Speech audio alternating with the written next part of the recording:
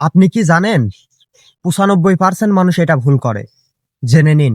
যে ব্যক্তি প্রত্যেক শুক্রবারে জুম্মার দিন সূরা কাহাফ একবার পড়বে, আল্লাহ তাআলা তাকে 3টা ফজিলত মর্যাদা দান করবে। নবীজি সাল্লাল্লাহু আলাইহি সাল্লাম বলছেন, 1 নাম্বার, এই সূরা পুরাটা যে পড়বে শুক্রবার দিন, আল্লাহ তাআলা তার জমিন থেকে মানে তার পায়ের নিচ থেকে 7 আসমান পর্যন্ত তার জন্য পুরাটা জায়গা নূর আলোকিত করে দিবে।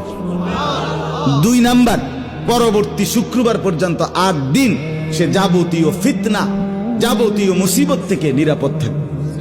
3 নাম্বার, পরবর্তী 8 দিন যদি দাজ্জালও বের হয়, আল্লাহ তাকে দাজ্জালের ফিতনা থেকে রক্ষা করবে।